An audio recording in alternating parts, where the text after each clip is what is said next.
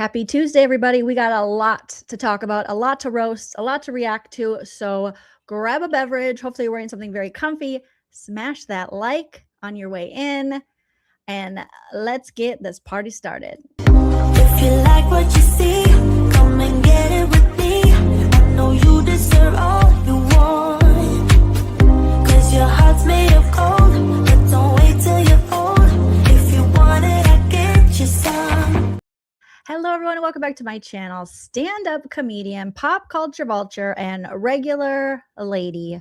Joleen Lunzer here for No Offense, All Offense, where we talk about, we roast, we react to anything that is spiking our dopamine. We take a comedic look and an opinionated look at what we're talking about. But that, just because I'm opinionated, that doesn't mean you have to have the same opinion.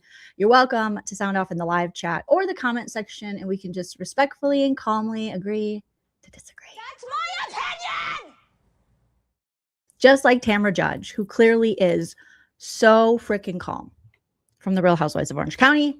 Also, remember, everything I say today is true, except for the parts that are false. Everything is alleged and for entertainment purposes only. Allegedly. Allegedly. Okay, get my screen going here. How is everyone doing on this Tuesday? You know the drill. Please hit that like. Please hit that subscribe. Let's set a like goal for 800. Can we get 800 likes on this Tuesday? And if you want to support the channel further, you know the drill. You can join the membership like Elizabeth Marie 9429 did here. Thank you for becoming a member of the channel. I also have a Patreon. Links are in the description. Or you can send a super chat while we're live. I'll highlight your comment and read it out loud for the class. Or you can hit me up on the Venmo, PayPal, or Cash App. I do want to recognize a couple Venmos I got yesterday. Thank you guys so much to my Venmo crew. Let's see. Shout out to Karen. Shout out to Holly. Shout out to Maddie. Thank you guys so much for your generosity. So you don't have to do any of that, but if you want to, it is there. Thank you, Evelyn. Evelyn, one of my fantastic mods, has linked my YouTube membership there for you. Today, another Alani, same as yesterday. I'm doing the freeze berry. It's the blue one. Let me know what you guys are. If you're sipping on anything, we used to do this on my Sip and Key show. If you're sipping on anything, let me know what you're sipping on in the live chat or the comment section. That's pretty good. I did just brush my teeth again, so it's a little not that great. But no, yeah, it hits different with freshly brushed teeth. And now I've drooled on myself. It's Tuesday. So good to have all of you here. So good to see you. I'm a mess. A mess. High noon kiwi. Ooh, what's that? What's a high noon kiwi? Earthly ET. Diet Coke and lemonade mixed together? Weird girl. I might like it. Jess says, Jolene saving me from this crap day. Sister of the Moon says, I think I'll make a coffee. That's always a good idea. Medical marijuana. Sip on that medical marijuana, Otter. So we have so much to talk about today, you guys. So much stuff happening in the news and such. I did see that Savannah Guthrie, which is crazy. I was watching, actually, I think Ashley Banfield. I always get her name wrong. But Lauren Matthias's nemesis, or actually Trisha's nemesis, but might be Lauren Matthias's nemesis too, talking about Savannah Guthrie, her mom, missing. I believe her mom is 84 years old. So if you guys don't know, I mean, most people probably know by now, Savannah Guthrie, she is a news anchor. I think she's with the Today Show. She was supposed to be one of the hosts for the Winter Olympics coming up for NBC. So she's been an NBC news anchor for a long time, a broadcast journalist, and she's a former attorney. I think she's hosted like Datelines and stuff before. I'm pretty sure I've seen her on those type of shows. And apparently her mother, who lives in Arizona, went missing. And from what I was watching yesterday on Ashley Banfield's channel, It seems like the police officer she was talking to said they are definitely considering some kind of like she didn't leave there voluntarily, which is absolutely terrifying. And so today just made an announcement, obviously, that Savannah will not be attending the Winter Olympics since her mother, Nancy Guthrie, that's her name, remains missing. And now Nancy has surprised Savannah on air before. She's just such a cutie.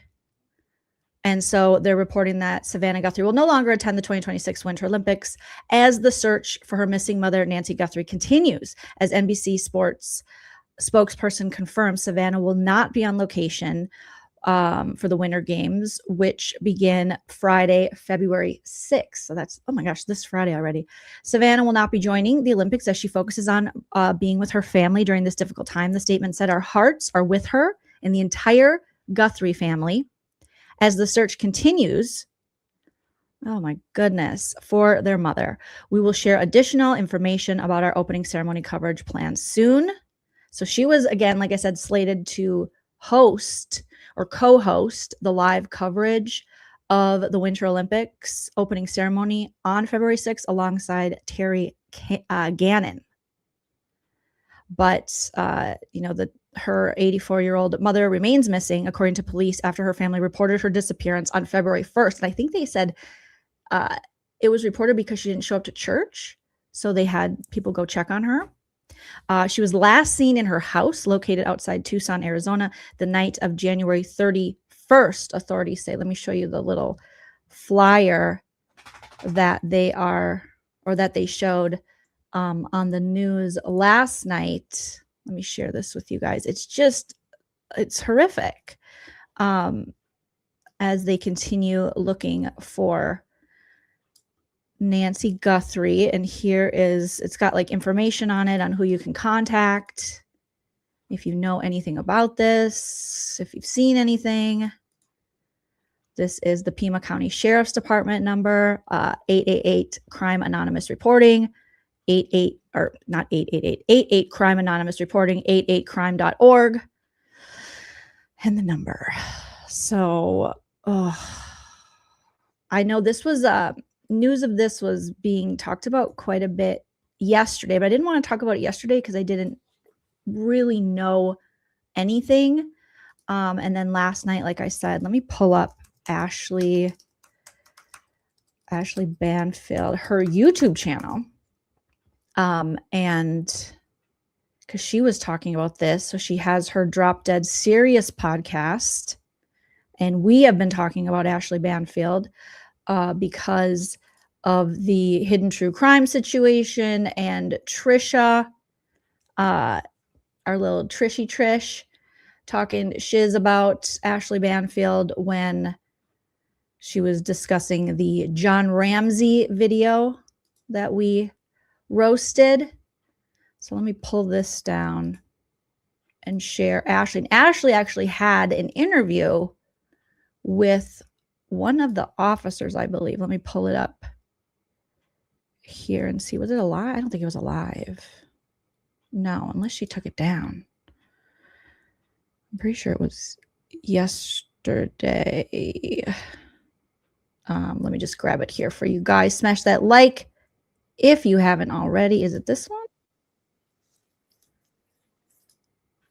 Okay, let's see. Yes, this is the, okay. Let me grab this. I'll also drop the link if you're not already subscribed for Ashley Banfield's channel here. Let me drop it in the live chat. I'll put it in the description of this video as well. So let me share this. Okay. All right. Here we go. And boom, boom. Okay. So, and off topic of this very serious thing that she's going to be discussing, her setup is fantastic. I imagine this is what kind of Lauren and John were hoping their setup would look like. Hidden True Crime, they want something like this, but it's so cozy, cabiny. I don't know where Ashley Banfield lives, but I am living for her backdrop here. There is information about. Give me a thumbs up as soon as you hear the audio for this video. They are throwing everything at this crime. And I say crime because that is what it is. It is not a missing person anymore alone.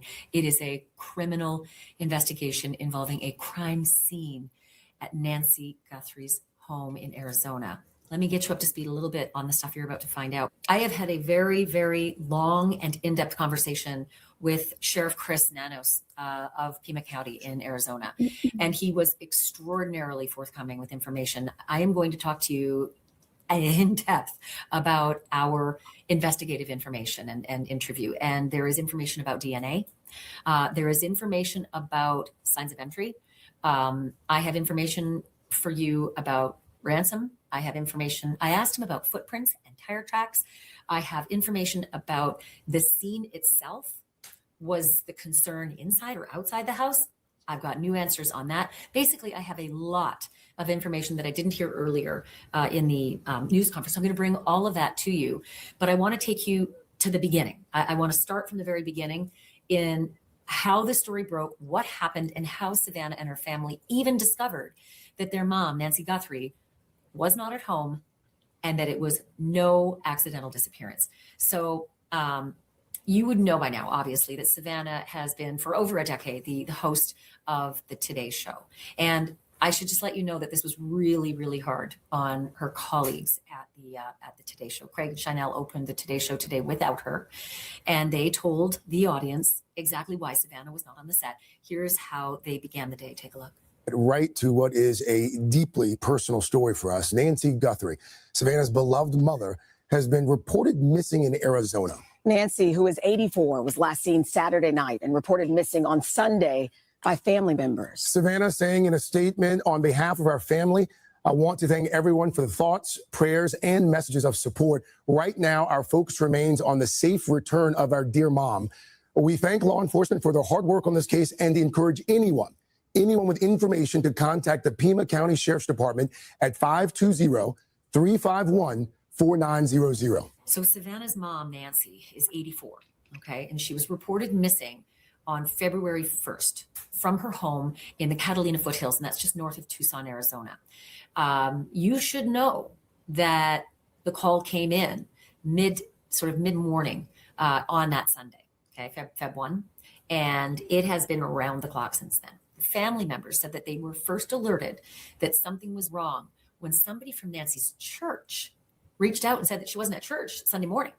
But what's important is that the sheriff told me that family members, there was a member of the family who had dropped her off the night before. I think the time was around 9:45. So the last known sighting for Nancy Guthrie was when the family member dropped her off on Saturday night. That would be the last day, 31st of January, at around 9:45 at night. And she might have been getting ready for bed and, maybe taking medicine. She takes medicine every single day, critical medicine. This is important. You're going to find out about this. Critical medicine that she cannot be without for 24 hours. And we are beyond the 24-hour mark. So there's a grave concern for her health and safety right now. So as soon as the family members heard from this church member that Nancy hadn't shown up for church, they went to the house. And whatever they saw, they realized something isn't right. And I'm going to tell you all the signs that they saw that we know about, that when the police saw that, they knew right away there was a big problem. But the family members called 911 right away and said, we think our mom is missing. And so the police arrived en masse. And at first they thought, with this early information, that this might be an elderly woman, 84 years old, maybe wandered off, maybe signs of dementia, that kind of thing. No. Nancy Guthrie does not have any dementia. She is, as they say, sharp as a tack. So this was not a wandering situation with an older woman. This was something different. And so a massive search followed right away. There were ground crews, K9 teams, drones, aircraft. Get this, more than 100 Sheriff's Department vehicles and law enforcement vehicles surrounded Nancy's home and began the investigation. homicide teams came right away, even though they thought this could be a missing person, right? An accidental or a forgetful or something. Homicide teams were in that house right away. And that was the indication there's something more here, right? So what began as the missing persons case, that has now escalated into something way more serious, because now the search and rescue operation has been stopped, and it has been stopped, they say, permanently, unless and until there is a reason or an indication that they need to reignite it. That worries me. And you're going to find out why, because clearly the word that comes to mind is kidnapping. And so I asked the sheriff, do you have a kidnapping on your hands? And he was very blunt with me. You're going to hear that in just a moment. What he said was the indications at the home were so suspicious and unusual and unsettling that all indications early on made them believe that it was a criminal investigation. And as the day wore on, it 100% became a crime scene and a criminal investigation. So the Pima County Sheriff, Chris Nanos, confirmed that investigators say Nancy Guthrie's disappearance is a crime. And after processing the home, the sheriff actually said that there were things that not even seasoned detectives, but all the detectives realized right away.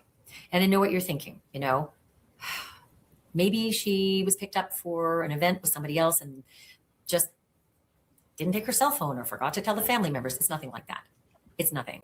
Family wants to be really clear about something right away up front. They say that she was of sound mind, fully competent in that way.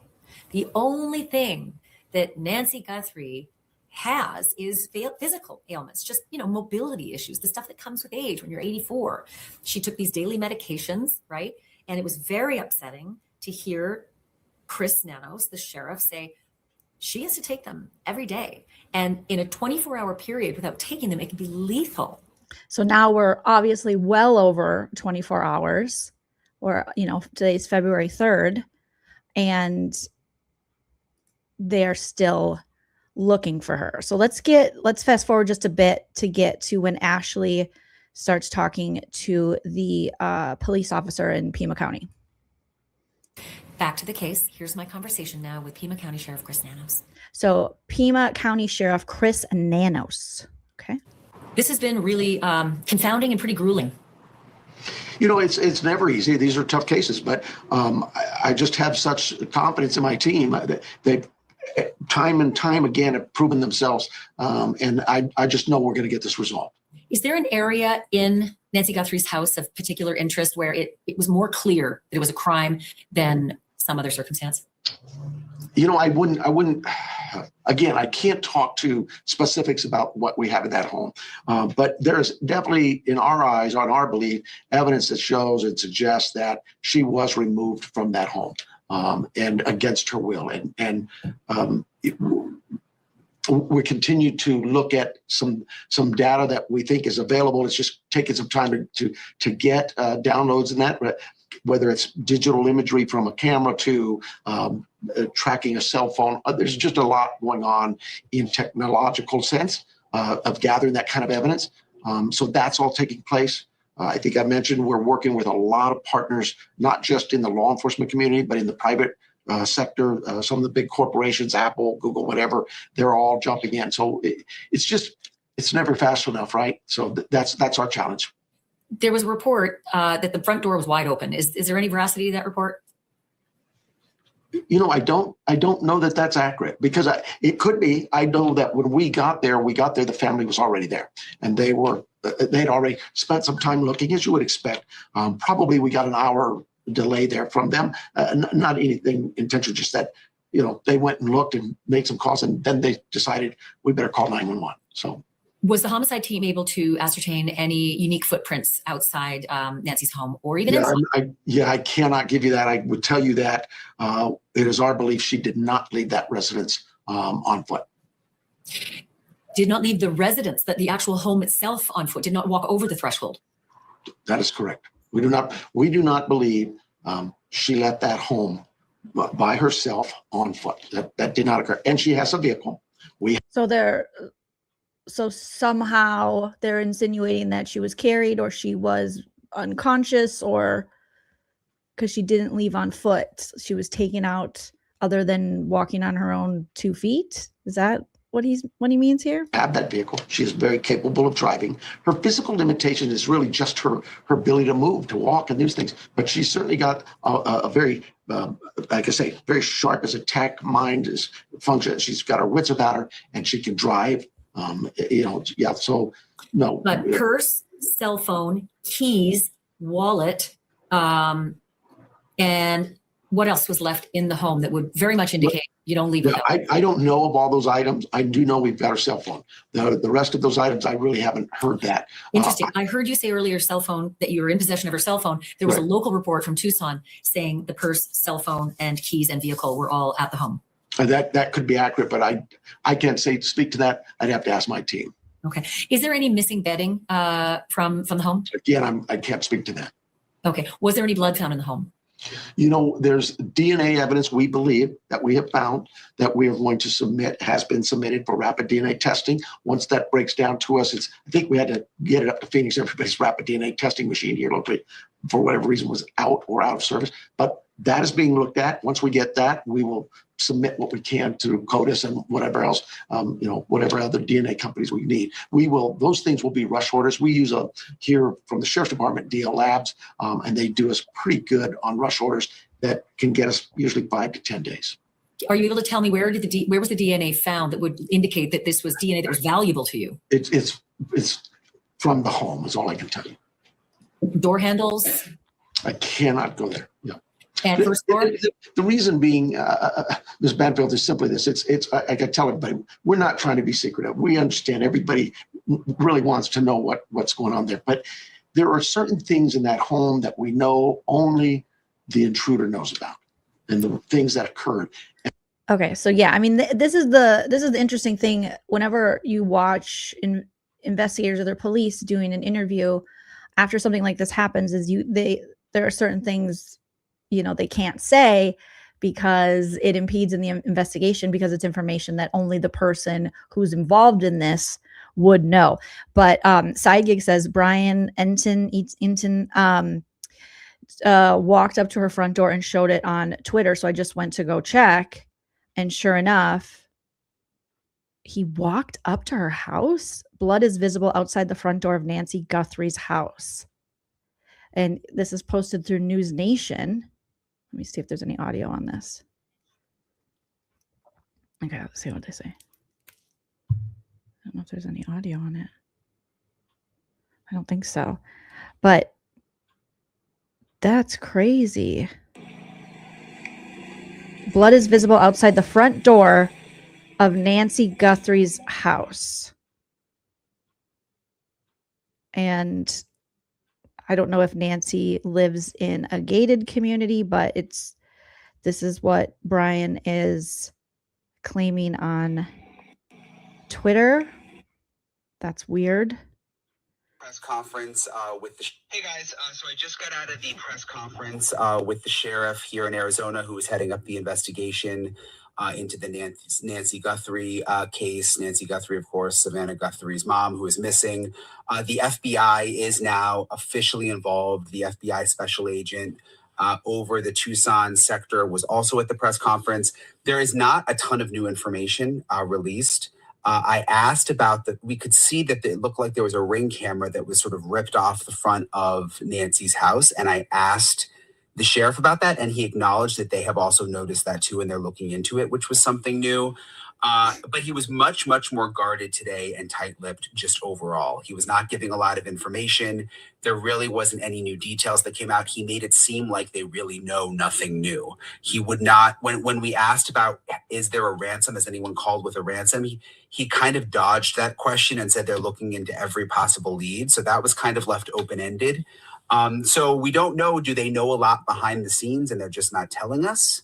Do they have a description of a car and they're just not telling us? Or do they really know nothing? And we just don't know. But he definitely had a more guarded tone today than he did yesterday. That could be because the FBI is involved, and oftentimes the FBI just sort of shuts everybody down from talking. So that's the latest. I'm going to keep digging around. I'm going to go back out by the house, and I'll keep you guys posted. So, so I'm outside. so he did go to the house, and there is blood on the ground from what you can see from his Twitter account. But interesting, some of you are saying that it's not gated, and that the police, you would think there'd be like police tape around the house or something, but maybe it was released the house back to the family, but no one's there allegedly. And here is Brian talking about being outside of Nancy's house, and this is what he noticed. Nancy Guthrie's home. This is her house right here, right outside Tucson, Arizona. This is where she went missing from. Nancy Guthrie, Savannah Guthrie's mom. First thing I noticed coming out here that you don't really get the sense from on TV is just how kind of remote the area is. This is very much not in a city. Everybody lives on, I would say, an acre or more. There's no street lights. I was out here last night. It's really, really dark. So this isn't just like kind of a typical neighborhood. It has a rural vibe. You can see all the mountains there in the background. The latest on the investigation is we have confirmed to the sheriff here that they have found DNA inside the house that they are getting tested right now. That the sheriff has said that he believes Nancy Guthrie was abducted, kidnapped, probably in the middle of the night, based on the timing information that they have, and that this is still all very much an active investigation. There's a news conference coming up in a couple of hours where we're hoping to get some new updates. But again, this is the house right here. Just a terrible, terrible story. But again, this is the house right here.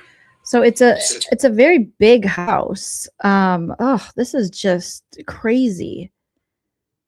So, and then, like I said, he went up to the door, and you could see the Ring camera is missing from the front door. And I'll just kind of share it like that, but he went straight up to her door.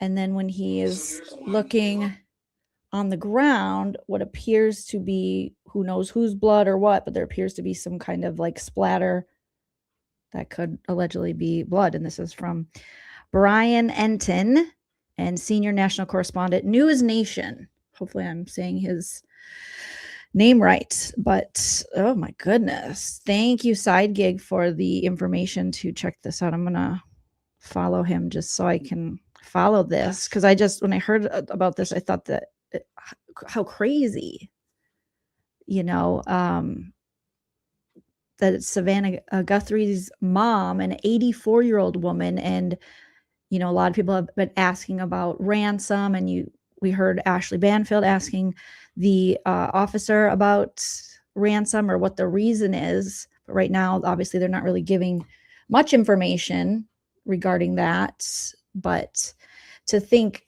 someone came in and there was some kind of, foul play and kidnapping of an 84-year-old woman is just, this is just a crazy story. And we don't want that information out. We need to protect.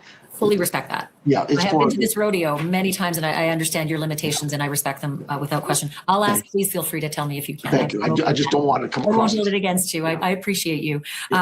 Cameras. I heard you say in your press conference there were cameras at the home, I believe, but I wanted to ask you if there are cameras inside the home and outside the home. I know cameras outside. I don't know what was found inside pertaining to cameras. I really just don't know that. But I do know they found some cameras outside that we're trying to get help from. That's keep it moving. Exactly. It seems sloppy not to tape the house off. Like, why wouldn't the house be off limits for a full investigation? And if they're done with it, like, why is the blood still there? I have a lot of questions. I mean, I'm no true crime, aficionado here, but just to leave it there for anyone to walk up on for an active investigation where we don't yet know where she is, who took her, any of the things, but you could just walk up there. The companies and the makers of those cameras to see what else we can get out of them. So you're looking to access them, but at this point, it's an access issue. You haven't been able to actually. Yeah, correct. Yep. Yeah, I mean, they could be, they could be cloud-based. We're not finding that. It could also be just on a server somewhere. We would rather than ourselves go into it, let the companies that are experts in this to take their time and get us what we can. And of course, Savannah and the family would probably be privy to passwords with an elderly relative. We all have elderly relatives. Oh, sure. And the family is so cooperative. They're every time they want their mom back. And Savannah, with a criminal justice background and a lawyer, is going to be extraordinarily helpful as a, as a teammate, more so than the average victim's family member might be. Well, yeah, I don't know what an average victim family would be like, but I would tell you. They don't think like you. They don't think like you, but Savannah is brilliant. Yeah, I've no doubt. I have no doubt. We used to work together, and we're colleagues and we're friends, and so this is very personal to me as well as I'm sorry, my friend. She's a good lady with a good heart, and we're not going to give up. We'll get to that. License plate readers and other ring cameras and license plate readers in that vicinity. Have you been able to get them? Have you been able to look? All of those things have been requested for preservation, been sent to us, so we're in the process of doing all that. Getting eyeballs on them, but nothing so far. No prowler in the neighborhood so far that you've been able to identify. No, we've not identified any suspect. Now, remember, there are people out in that neighborhood right now, and they're doing some things. Maybe they've learned something that I'm not aware of yet, but so far I've not been briefed to anything like that. In the Tepe murder in Columbus, Ohio, the police came up very quickly with a figure, a sort of a skulking figure walking through the back alley, and they now say that allegedly is Monique Tepe's ex-husband, and that he was the double murderer. So these images can be extraordinary. There is no doubt. That's why I say we really want to be careful about any kind of person of interest until we get that digital download and can say, hey, this may be somebody we need to be looking at. I also want to be very clear about the wording. I don't want to get this wrong. You mentioned she did not leave that home on foot. And I want to make sure that you're talking about she did not walk out that front door, even with someone, that somebody took her out that front door and past her driveway. Right. So I'm not going to tell you what door they used or anything. We believe she was forced out of her home. Whether she walked out of her home or was carried out, that we don't know. But we do know she left that home against her will. Okay, and thank you for the clarity. I do remember hearing you say that Mrs. Guthrie, her limited mobility limits her to walking barely 50 yards, which would indicate that a car would have had to be close by in order to make some kind of egress. Did you find tire tracks? You should have this badge on you. You think like us. Yes, that's exactly right. We agree. We think that, look, the family tells us she couldn't walk 50 yards. You just couldn't. And I think there's some frustration about, well, why are you continuing searching if you know she can't walk 50 yards? And it is because it is a process. We have to follow those processes, even if they don't make sense to some people, because what if we're wrong? What if we just miss something? We don't want to be there. We want to make sure we've done as thorough a job on both ends, on the search and rescue mission piece and the criminal investigative piece. Any indication of tire tracks that weren't her vehicle? No, nothing. We don't have any tire tracks. Nothing to go on for tire tracks. Because again, with her limited mobility, that adds another crazy piece to the puzzle. So no tire tracks. She didn't leave the home on her own. This is just so weird. Her any further away from the front of that house would have required some kind of a conveyance, a vehicle of some kind. Again, that's our belief, and of course I think the driveway it's not going to be conducive to that surface. It's almost like not even a gravel, but it is almost a paved surface, so it wouldn't be conducive to mud, no unusual. You know how mud can be brought from another region area, and that's very helpful in the investigation, but nothing like that. No, we're not seeing anything that suggests that. And no snow, so no snow tracks. No. Yeah. No. Did she have a security system? No, I don't believe so. We've not heard that. I don't believe she did. I heard you make a mention, and you're talking about like an alarm. Yeah, like an alarm system. No, we've not heard anything like that. Okay. I heard you mention, it just broke my heart. There were upwards of 100 security vehicles, law enforcement vehicles at this home. I mean, this is an all-out assault on finding security. Yeah, because it's unusual that, we get so many search and rescue missions. I trust our search and rescue teams, and they have probably close to 100 volunteers in that regard. But they get out and they do such a great job. But in this briefing I received yesterday, it was a briefing that alerted me to something at that house that said no, there's something really not right here. And you've been doing this for 50 years. You get a gut instinct. I've had gut instincts before and been wrong too. So trust me. But I just felt like there's more here than just a regular search and rescue mission. Allow search and rescue to do what they do. They do it well. But at the same time, let's get our homicide team started and get them out there. That's kind of unusual for us. But I just felt like, no, this one, something doesn't fit. Have you had any calls? Has Savannah and her security team had any calls? Because sometimes a disappearance like this, when there's a high-profile member of a family, will result in a ransom-like situation. No, we first of all, the family's been great, as you know them, and Savannah and our team and myself have been in communication throughout this. It is devastating for them. They are definitely very concerned, rightfully so. But we talked with her security team and with a number of different law enforcement agencies from federal, state to local, and nobody's heard anything like that. So that's also just expands the mystery. Yeah, I mean, it's possible. I mean, maybe somebody will do that, but we've not heard that. In fact, I think the plea from Savannah and the family is, and it's my plea too, is look, if you know where she's at, let her go. Just call us. We'll come and pick her up. Because there is a very big time element. What are we? 5 o'clock in the evening is. We're well beyond 24 hours. And from what we understand medically, if she doesn't have her medication, which we don't think she does, it can be fatal. You saw her medication left at the house. We believe from the family's report, she has no medicine available to her. Is there, other than that, which is extraordinarily serious, is there anything that is an indication in that house that Mrs. Guthrie may still be alive or may not be alive? We always want to hope, right? We don't want to lose that hope. My team, the Guthrie family, this community, we will continue to search and until something suggests otherwise. Certainly, we want to believe that she's alive and we'll find her safe and sound, return her. But I would be very neglectful as a law enforcement officer, as a law enforcement agency, to just dismiss things that we're seeing in front of us that indicate a crime. And so that's why we took 2 different avenues of approach on this. And very quickly turned away from the search and rescue. I heard you say it's permanently suspended unless need be as you move forward. But I mean, you've been to this rodeo a long time and you see a scene and you get a gut feeling. Did you have a gut feeling with this scene? I had a gut feeling about what was being told to me about what's being seen and done there. I was out there last night talking to the investigators. I think we all have some great concerns about what we're looking at. But we also know we have to be careful. I mean, we hope that, it's happened before. The police the sheriff is, this person's dead and this, that, and that. And then I say, some hospital calls says, hey, I think I've got this lady in my hospital room. So, we're never going to give up hope. That's why oh my God, that's a weird way to put it.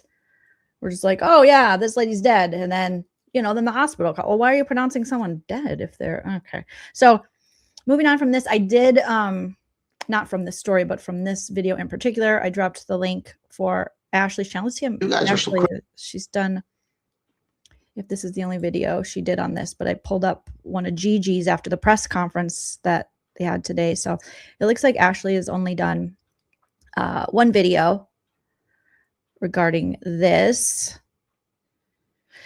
Now let me pull up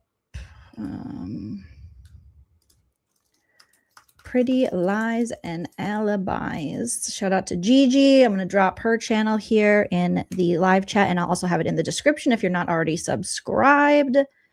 And she had, let me just make sure I got the latest video post the press conference. Okay, so the press conference recap on Nancy Guthrie's disappearance. She posted this an hour ago. Let's take a look. What you know, Alibis. Hope you guys are having a good day. I just wanted to recap the press conference about 84-year-old Nancy Guthrie, who is missing out of Tucson, Arizona. We had been told that there was going to be more information shared, such as things found at the crime scene, a possible vehicle of interest, and then where the investigation is at this point. The 2 things that really weren't addressed were the crime scene and the vehicle of interest. But let's jump into what was said. He said Ms. Guthrie's life is in jeopardy and they have to find her. Remember, she has medications that she needs to take, and if she hasn't taken them after a 24-hour period, that can be fatal. So obviously, time is of the essence here. And they do hope that she's still alive, as we all do. The FBI briefly got up and announced that they are assisting the sheriff's office there in Tucson with the investigation. They're mainly providing analytical and technical support, which includes analyzing and downloading cell phones, obtaining cell tower information. They're conducting interviews and providing any and all investigative support that the sheriff's office needs. They opened it up to questions, and one of the reporters asked something I've been questioning since the very beginning. If you're sure it's not targeted, why no threat to the public? He said, we have crime in Tucson all the time. And is there somebody who is kidnapping elderly people from their beds every night? He said, we think she was taken against her will, and that's where we're at.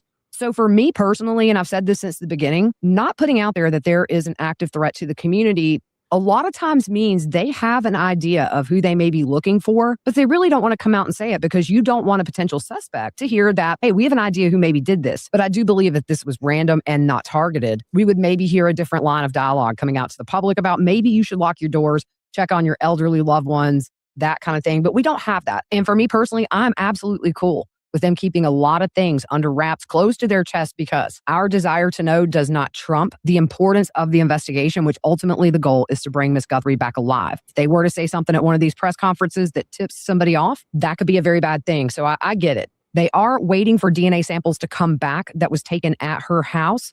They have received some results, but he said there was nothing to indicate a suspect, which leads me to believe possibly that was Miss Guthrie's DNA. Just speculation on my part. Brian Enton, I recognized his voice. He asked about a camera that is missing from the front of Miss Guthrie's house and wanted to know, did the suspect take it? He just said they are looking into it. However, right now they are finished with her residence. But of course, if they need to go back in the house, they will. And that was really everything that came out. Not a whole lot that's new, but I do have alerts set in 50 different places for updates. So as soon as anything new is released or comes out, at least through a credible mainstream media source, I will relay that to you guys. So a good reminder, if you're not subscribed, click subscribe. Yes, you guys, click subscribe. Subscribe to Gigi. She's got a knack for this. Like her voice, everything, so professional, succinct. She just gets right to it. Way to go. Now, on the other side of the coin, you know Hidden True Crime has probably been milking this. At least a couple videos. Let's see. They already have... They got 2 videos out about it so far. One just put out an hour ago. Just their thumbnails. It gets worse. Search for Savannah Guthrie's mom turns dark. And then chilling 2 a.m. clue. Let's see what the chilling 2 a.m. clue. Let me drop the link for here. I'll drop the link for the actual video. We noticed that the camera on the... Or wait, is she just playing the... I think she's playing part of the... Lauren is playing part of the press conference. There's a link in the description. I'll also link it, or in the chat. I'll also link it in the description. Let's see. Let's see also, like, compare and contrast the different journalism, because we saw Ashley, we've seen Gigi cover it, and now we're going to take a look at none other than the Lauren Matthias. Was abducted from her home. And she's Was right away abducted she's doing the thing. Was abducted from her home. From her home. From her home. Abducted against her will, and police have... Who's abducted for their will? With their will? Who's like, I mean, that already, this is just not good. confirmed DNA evidence Abducted against her will, yes, as opposed to take me. inside the house, reinforcing their belief that this was not a voluntary disappearance. And just 24 hours ago, Hidden True Crime, we were discussing this as a sudden disappearance, and we walked through how police escalated this case from a missing person investigation to an active criminal case almost immediately. And now law enforcement, they're no longer speaking in hypotheticals. They're describing a woman with limited mobility who did not leave on her own, who needs daily medication, and who may have been removed while she was asleep. There is just such a difference covering a case. This is such a serious case. You know, it's terrifying. And seeing Gigi cover it and then seeing Ashley Banfield cover it to Lauren. Lauren almost makes it like it's gossip fodder, you know, like it's trivia. It's almost like a parody of itself, a parody of a journalist. And I'm probably biased because I know too much now, but just her delivery, her voice, like I'm trying, but it just is someone just going through the motions poorly. And as officials have said bluntly, this is a race against time. And today's press conference only reinforced just how dire the situation is. So let's pause, reset, and walk carefully through what we now know. What's changed in the last 24 hours and why investigators believe this situation is far more urgent than anyone initially realized. We'll go through everything we need to. Okay, get to the point. Spending the evening having dinner, and Nancy was last seen Saturday night, January 31st, around 9:30 p.m. after spending the evening having dinner and playing the game Mahjong with her daughter Annie. Mahjong. I mean, okay. She was dropped off back at her home in Tucson, Arizona's Catalina foothills. And the Catalina foothills is a quiet, affluent neighborhood. It has desert scenery reminiscent of a Georgia O'Keeffe painting. Who wrote this script? It's a home of solitude. She lived there alone. And the next morning, There's just she's adding so much. Home of solitude. She lived there alone. What is with the? It's already such a tragic thing. Get to the new. I mean, the only thing we saw Ashley go personal is because she says she's friends with Savannah, knows her. But this is just so much. though Nancy didn't show up for church, which was completely out of character for her, a friend noticed right away and contacted the family. And when her kids went to check on her house and couldn't find her, I'm assuming they did not find anything in extreme disarray as they continued to search. It's just such weird reporting. What's the name for this? Like kids, I'm assuming kids were looking for things in weird array. So you're just assuming all these things? For nearly an hour before they called 911 just before noon on Sunday. And that is when everything changed. Because by Monday, Pima County Sheriff Chris Nanos said investigators found things inside the home that immediately raised serious concern, enough that they officially declared Nancy Guthrie's house a crime scene. Homicide detectives were brought in. Search and rescue teams had already worked through the night using helicopters, drones, heat sensing technology, and dogs. But that search has now. Oh, Jesus. I shouldn't even have clicked on one of Lauren. And dogs. Like, this is so serious, Lauren. You're adding so much. The pronunciation of things and dogs. Been paused. This is now paused. Being treated fully as a criminal investigation. I have her sped up a little bit. You guys are wondering, I have her sped up. And here's the biggest update. Sheriff Nanos is no longer hedging his words. He told CBS News directly, I believe she was abducted. She didn't walk away from there. She didn't go willingly. CBS News correspondent Jonathan Bigliotti asked Pima County Sheriff Chris Nanos about the ticking clock to locate Guthrie. Here's what he said. I mean, the clock is literally ticking. It's been more than 24 hours since she disappeared. Are you concerned that it may be too late before she is found? Up to her house? Wow. What is Look, we don't want to go there. He also told the Daily Mail that evidence suggests Nancy did not leave on her ADD. What did it? I got to play that part again. Ticking. It's been more than 24 hours since she disappeared. Are you concerned that it may be too late before she is found? Well,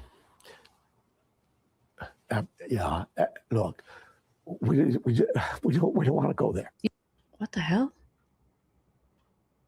Oh my God. This guy is doing a lot of talking, interviews, things. It could just be him being emotional because he's a sheriff in the community and he's thinking the worst, but it just, that was strange to me. That just stands out as strange. I don't know. He also told the Daily Mail that evidence suggests Nancy did not leave on her own. Nanos said, quote, she did not walk away. We believe she was forced to leave that residence. It was against her will. And then when he was asked if abduction was too strong of a word, he simply responded, no, it is not too strong of a word. Nancy's physical condition is a huge reason police are so confident about this. Investigators say she has very limited mobility, uses a walker, and could not walk more than about 50 feet without help. Sheriff Nanos said the family told him that she couldn't even walk 50 yards on her own. And police have been very clear about what this is not.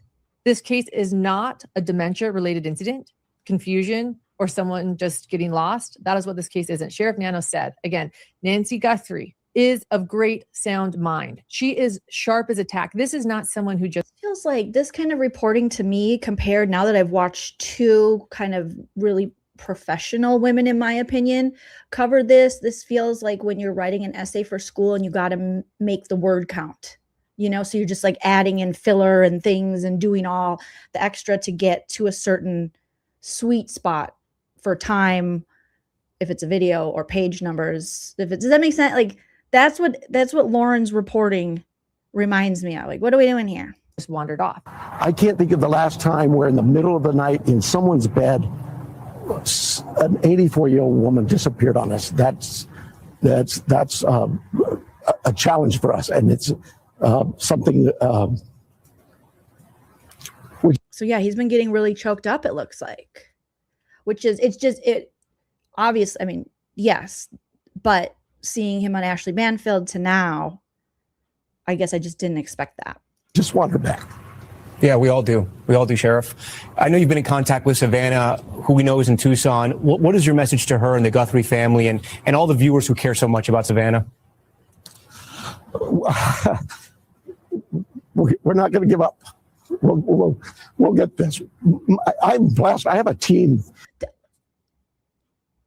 You can hear obviously as a human, he's emotional and stuff, but it also worries me that he is so emotional about this, because I'm like, what do you know? And it almost leaves me with less hope in the situation that he is this emotional about it.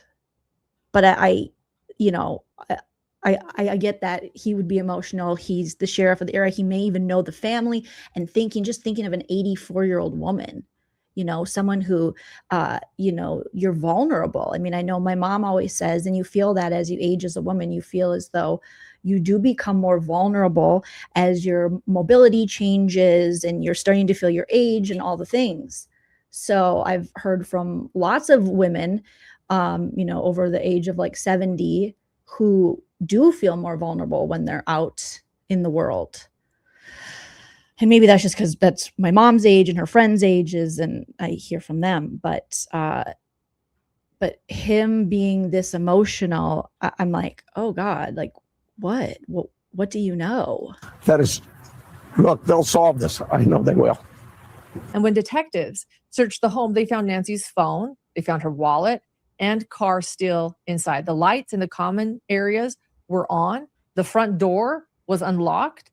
Investigators have also noted signs consistent with a forced entry, but they aren't releasing specific details because, again, this is an active investigation. They are holding clues tightly to their chest still. And police.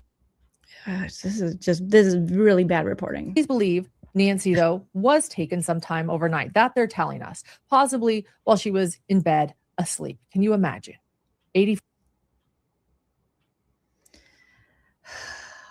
I know there's a word for this. It's escaping me. But can you imagine? Yeah, that's what we're all imagining. Literally, we're all imagining either a loved one or putting ourselves in the situation as an 84-year-old, how horrific that is. 4 years old, being woken up and being taken while in your bed asleep. Why do we want to imagine that? I know, like the tragedy pimping, yeah. Her family is now asking neighbors to check any security footage they may have had from between 1 a.m. and 4 a.m. Sunday morning. Because according to sources, her pacemaker last synced with her Apple Watch around 2 a.m. And after that, they believe is when she was taken out of range. That's in quotes, taken out of range. Even if a camera doesn't point directly to her house, police say it still matters. Sheriff Nana. Lucy, I think that's close. Sensationalism, like this over the top. Can you imagine? With the, thumbnail that's like. As explained, it could be something. Well, we'll look at it after this, but the thumbnail, like on a lot of her thumbnails on truly horrific crimes and cases that she's covering, it says it gets worse.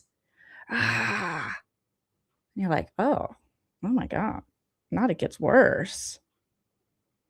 Something as small as headlights, a vehicle passing through the area, or someone walking by. If anything feels even slightly off, they want to see it. Investigators are currently reviewing footage, Nancy's cell phone data, license plate readers, and other cameras throughout the neighborhood. They are also canvassing the area and searching for a possible vehicle of interest that could help identify a suspect or suspects. And then there's another major development that came in overnight.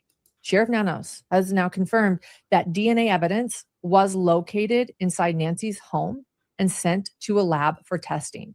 He said, quote, "We took some samples that we..." I wonder if she got this from Ashley Banfield's actual interview with the officer.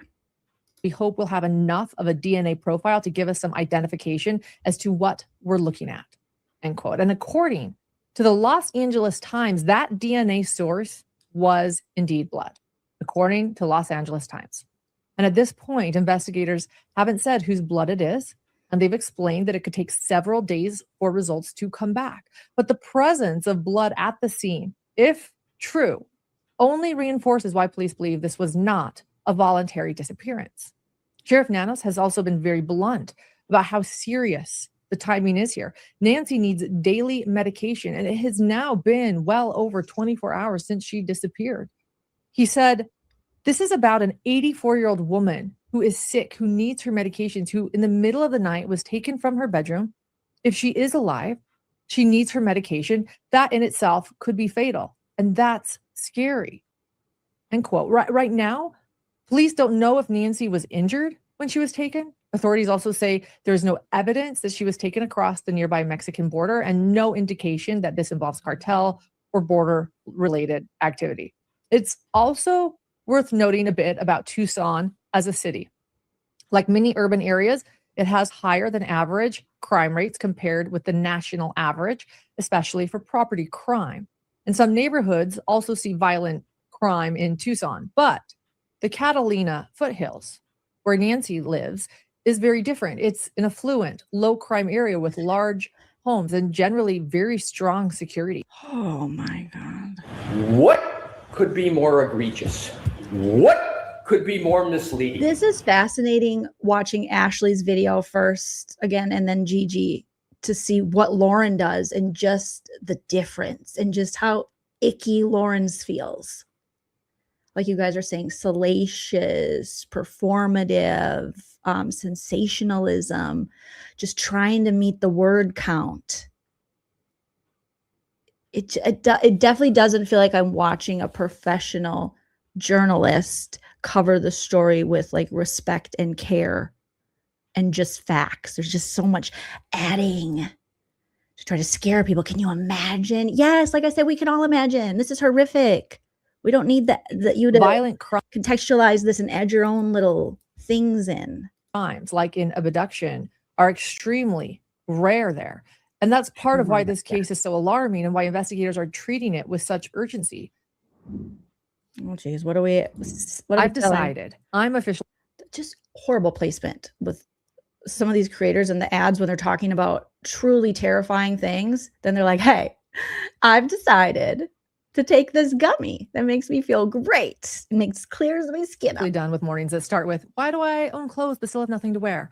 And that's thanks to Can't you put this shit at the end or something? You're talking about clothes, girl? Daily Look. This podcast is sponsored by Daily Look, the #1 highest rated premium personal styling service. Oh, yeah. Oh, yeah. Okay. Good for you. This is a long ass ad. She's like, this is horrible. Can you imagine?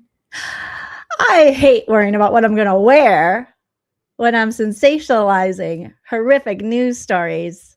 I hate it. So here I can just go here and rent it. All possibilities open.com and promo code hidden.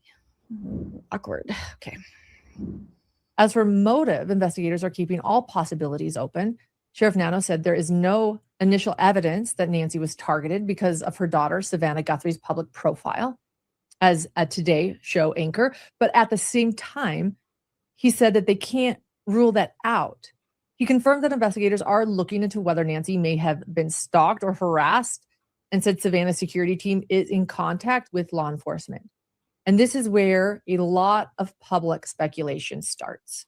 One theory that always comes up in cases like this, especially when a family member is well known, is the idea that this could somehow be connected to Savannah Guthrie herself. That maybe. Oh boy, here we go with her speculation. She's like, maybe it was, she's going to name all the family members. Maybe it was Savannah. Maybe it was cousin Savannah. Maybe someone knows Savannah, when really she doesn't know anything. This was an attack aimed at hurting her by taking someone she loved or tied to someone who had an issue with her or her work as a journalist. And it's understandable that people wonder this. You know, Savannah Guthrie is a nationally known news anchor. She interviews powerful people. She has moderated presidential debates and has had tense, uncomfortable conversations. Not the uncomfortable, you guys. It's been a while since I've visited over at Hidden True Crime, and this is, oh, that's a good screen grab there. This is just, oh Lauren, come on, girl. And we haven't had the, and this was becoming uncomfortable for me. On live television. Not live television. So people naturally ask, did she make the wrong person angry? Oh my God, victim blaming. That her and John are notorious. Did you hear Gigi or Ashley even mention anything where it would be Savannah's fault? Did she, meaning Savannah, make the wrong person angry? Are you kidding me? That is not the way you would even word that or think that way. If someone reacts to you by abducting your mother, you didn't make them, like, you didn't do any, this is insane. This is what they do though. How many minutes? It only took her 12 minutes, and that's with a long ass commercial about rented clothes, to go, did she maybe make the wrong person angry? And this is the kind of stuff that doesn't need to sit out and exist on the internet while the family's going through trying to find where their 84-year-old mother is. Just so insensitive and unnecessary.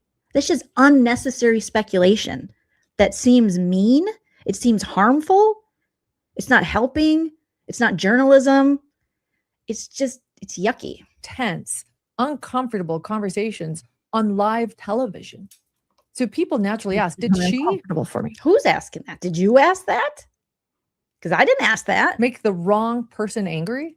But when you really step back and look at Savannah Guthrie's career, she is not generally considered a controversial or inflammatory figure. But if she was, then there would be a reason. Then we'd be like, yeah, maybe she kind of caused this. You're in the way other media personalities might be. She's not a pundit. She's not known. That's the word, exploitive. It's just, they just exploit this shit. Oh boy. For extreme political commentary or taking loud, polarized stances. And even if she was, who cares? What does that have to do with anything? If anything, criticism of Savannah tends to come from both. What are you insinuating it was Richard Gere? Is that why you're pulling up a picture of her and Richard Gere? Next, you'd be like, maybe it was Richard Gere. Sides at different times. Some people think she pushes too hard in interviews. Others. What? Why is this turning into some kind of judgment, debate, questioning of who Samantha Guthrie is, how she does her job, who she may have pissed off? This is, I'm telling you, she's trying to hit, I'm going to look at her other videos. She's trying to hit a certain time frame.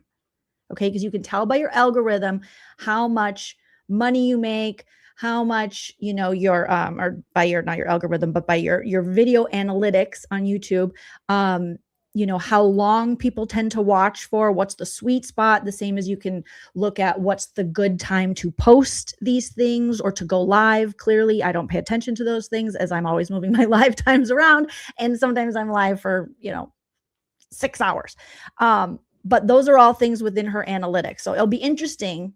Remind me to take a look at her videos and see if they all seem to be around this certain time. I think she doesn't push hard enough. Honestly, that usually points to someone operating pretty close to the middle. At different times, some people political commentary or taking loud, polarized stances.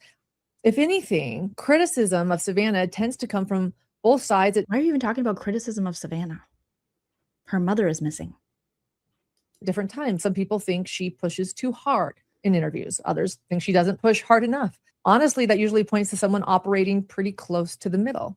She's widely viewed as a mainstream established journalist, professional, measured. What the fuck does this have to do with anything? And controlled, not someone who builds a brand around outrage or controversy. And look, that doesn't mean that she never upset anyone before. Anyone interviewing politicians. Have the police mentioned it possibly having anything to do with her daughter?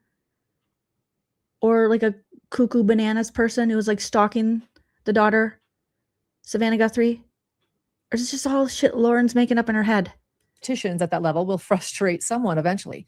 But there's a big difference between momentary criticism and having real enemies. And there is. What are you talking about, you fucking weirdo? And this was becoming uncomfortable for me. This just seems gross. What is she even talking? This lady is cuckoo. She really is gross. No public reporting or evidence that You're despicable. Savannah has known threats, stalkers, or people fixated on her in any danger, criticism, and having real enemies. And there is no public reporting or evidence that Savannah has known threats. So if there's no public evidence of her having known threats or stalkers, why are you even speculating this deep? Why is this much of the video that you're doing about her missing mother have to do with maybe it's someone she pissed off, maybe it's someone that hates her, maybe it's because she conducts her journalism like this, where some people say she asks too many questions, some people say she doesn't ask enough, but she's in the mainstream media. Stalkers or people fixated on her in any dangerous way beyond what sadly comes with being a recognizable public figure. Another thing about Savannah Guthrie is that she's very open about her Christian faith. She's written 2 Oh books. my God. So now it could be because she's a Christian. Girl, what the?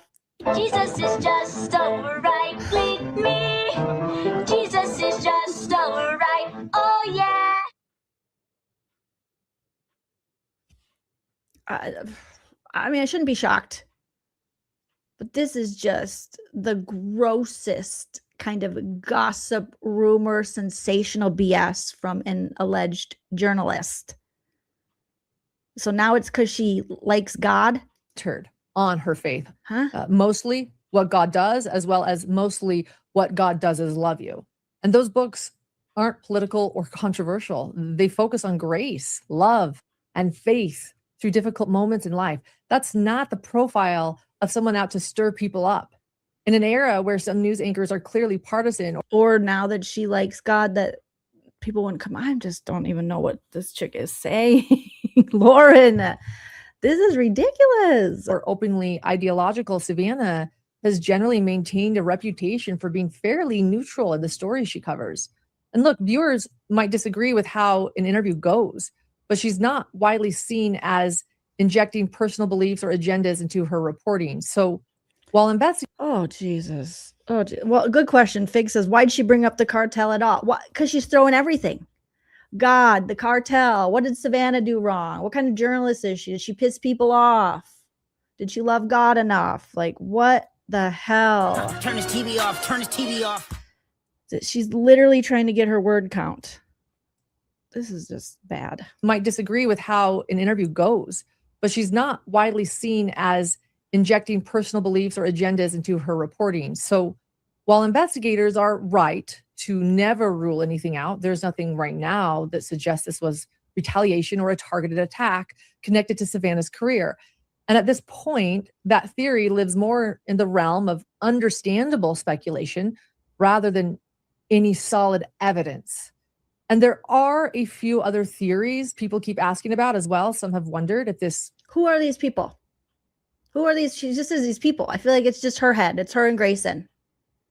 Could be a ransom situation, right? Especially given that Savannah makes an estimated $8 million a year and has a net worth of around $40 million.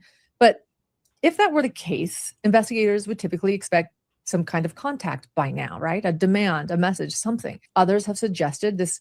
Oh, we got to ghost edit. Could have been a robbery that went wrong, but police have not said the home appeared ransacked or that valuables were taken. In fact, Nancy's phone, wallet, and car were all still inside the house. Again, everything. I think, didn't the officer say he knew the phone? He wasn't sure about the wallet and purse.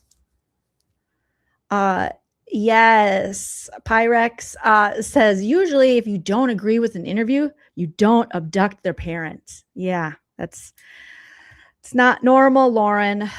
What could be more egregious?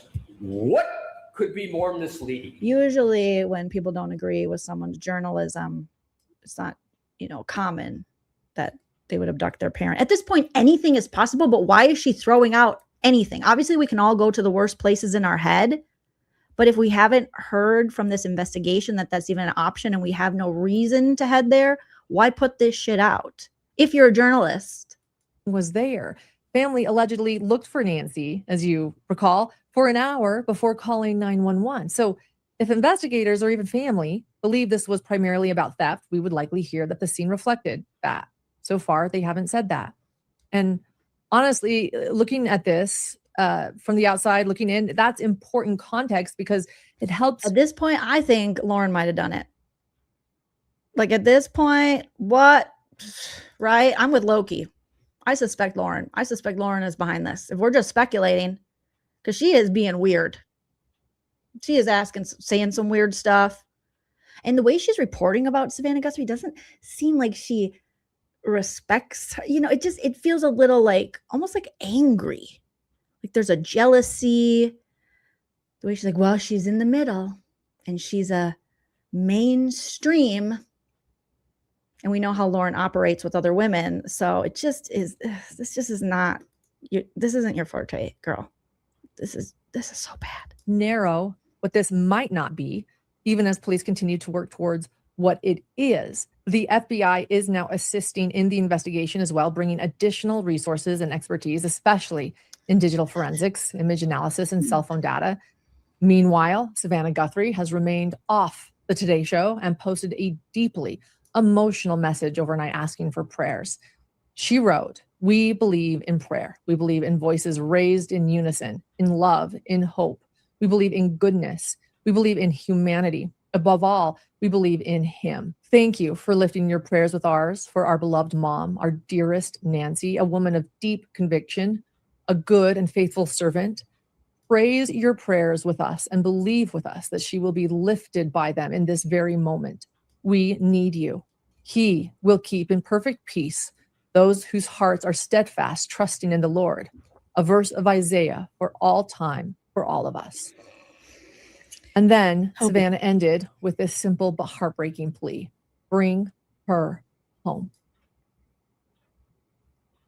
With this simple but heartbreaking plea, bring her home.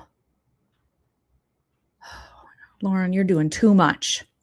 You are doing too much. Michelle's Three Boys, thank you so much for the $4.99. Says, hi, Jolene. Wowen should not be a reporter. She's so bad. Yes. Insert Alessi sound. We'll have to grab the Bob Alessi sound effect again. What could be more egregious? What could be more misleading? Oh my gosh, I'm sorry. I missed some super chats here. Thank you, Chicken Head Vanilla. Mocha is what you're drinking. I'm so sorry. This is from earlier and I totally paused, but thank you so much. Sipping on that sounds good. Breve.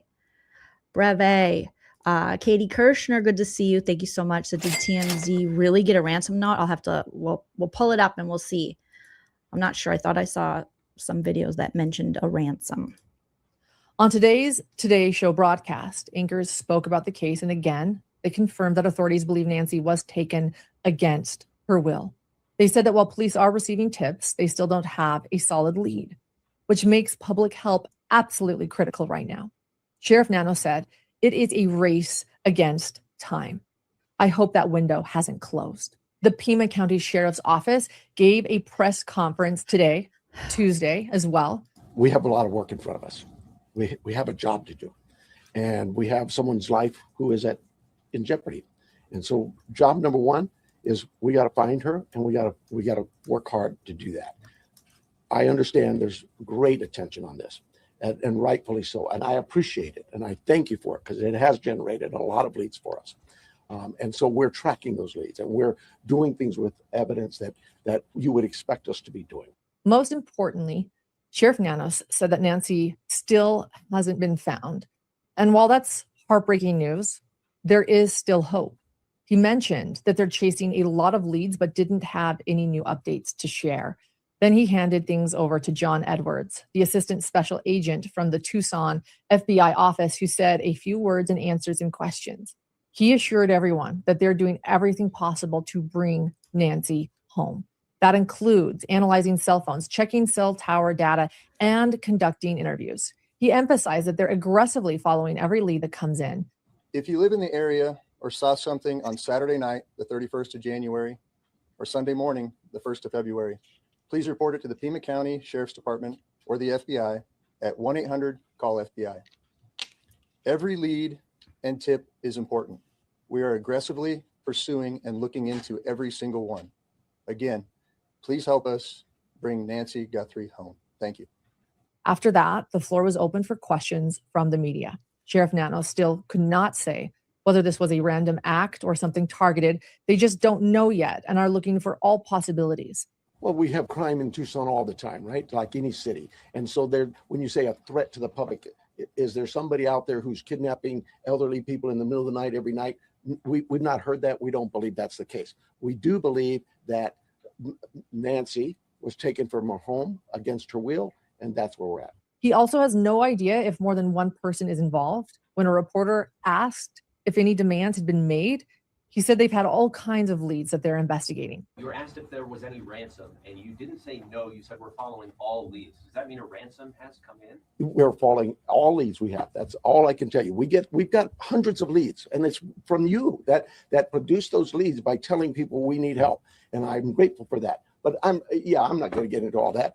So far, he added that while they've submitted everything to the camera companies, they have not been given any access to video footage yet. And one reporter, what is happening here? She's like, on that? And something happened with her voice just here. And I just don't know what's going on. Added that while they've submitted everything to the camera companies, they have not been given any access to video footage yet. Footage? Like, what is happening, Lauren? There's been so many things that she's said. It's like, on that video footage. What's going on? What's happening? So far, he added that while they've submitted everything to the camera companies, they have not been given any access to video footage yet. Footage. That's it. That's very interesting. What's going on? Access footage. So far, he added that while they've submitted everything to the camera companies, they have not been given any access to video footage yet. Girl, I haven't checked up on you in a while, but it has not improved. What is going on? You guys, seriously, what is going on? Footage. And one reporter pointed out that the camera on the front of the house is missing. And the sheriff said that they're actually... Which reporter? Give him credit. Oh my gosh. I haven't never heard her say footage. I never heard before. I've heard her, pronounce things very strangely, but not like this. Looking into whether the perpetrator purposefully. What is going on here? Oh my God. What is going on here? Lauren, what's happening?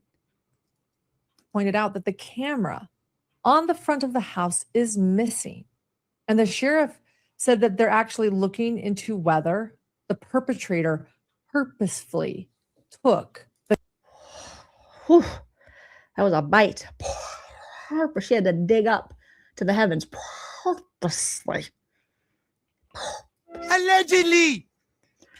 What the frick is going on, Lauren? This is serious. The camera.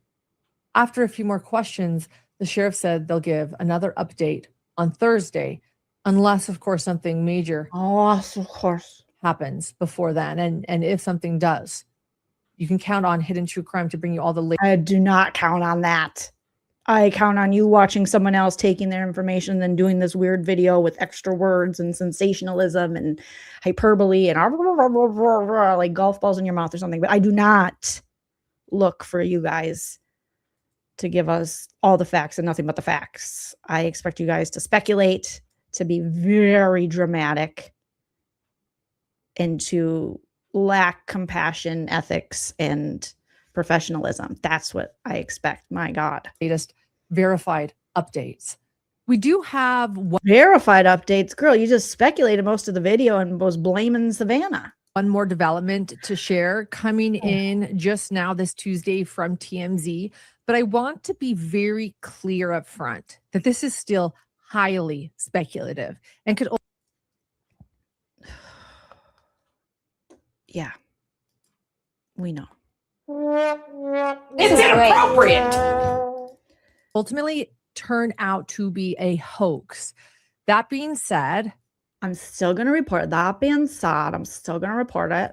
TMZ reports on Tuesday they were sent a letter within the last few hours claiming to be from the person responsible for taking Nancy Guthrie. The message demands a large sum of Bitcoin be sent to a specific Bitcoin address. That's got to be a hoax. Bitcoin? Lauren? It's inappropriate. Lauren loves TMZ. TMZ, the Mirror, the Daily Mail. Like we saw that a few weeks ago in her Reiner coverage, that she was lifting information from those stories. It includes a deadline along with a warning about potential consequences if those demands are not met. The letter also references damage to an item inside Nancy's home, as well as something she was wearing, which appears to be an attempt to establish credibility by giving details that would not be publicly known. TMZ says they have confirmed that the Bitcoin address itself is real and have turned the letter over to the Pima County Sheriff's Office. Take a listen. So something happened here just a few minutes ago. We received an email at TMZ from somebody purporting to basically issue a ransom demand. Oh my God. I'm not going to read this, but the top line to it is that they are asking for money, a lot. They are asking for it in the form of Bitcoin, and they are putting an or else on this. Right. Now, they also say they do two things. You don't want that number. Right. They say Oh two things. my God. They This is the Lauren level journalism. He's like, but we can read through the paper because that's a Sharpie. It's a magic marker they wrote. We can see that, Harvey, idiot. These are Lauren's sources. Oh my God. The patriarchy!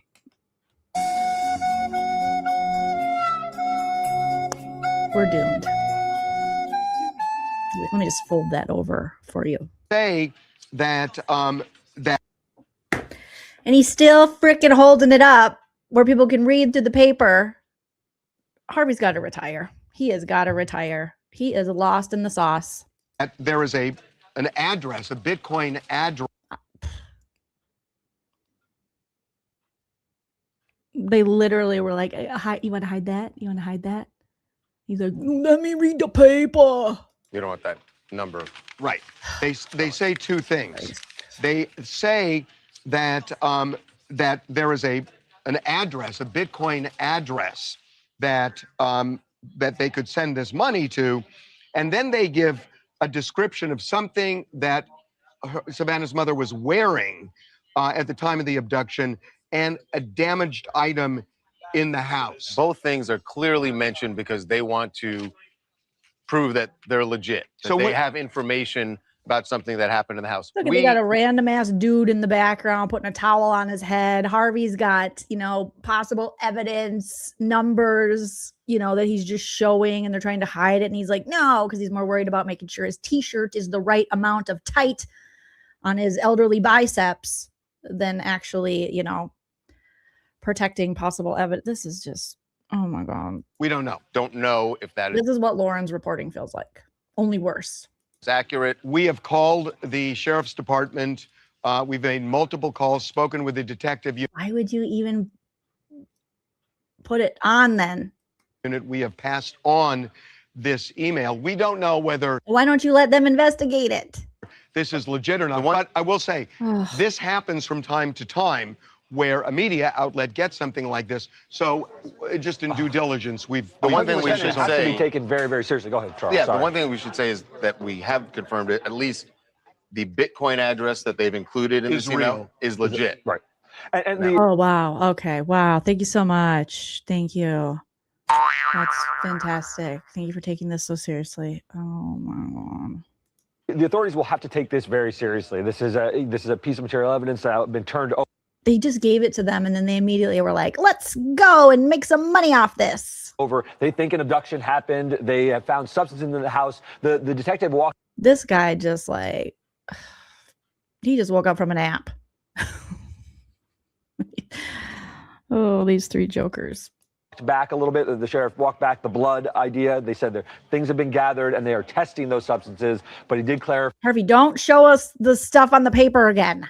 that this is a very open and active investigation, so we'll have to see what happens. So we will let you know. But right now, again, all we're doing is we've sent this on to... All we're doing is speculating, possibly putting out false information that could be harmful, or if it is real evidence, we're tainting it and showing you numbers that can also, disrupt the investigation. But two of our t-shirts are very tight along our biceps. to detectives, and one guy's nipping out. we will see. And again, still highly speculative. Yeah, no shit. Oh my God, Lauren. Could turn out to be a hoax.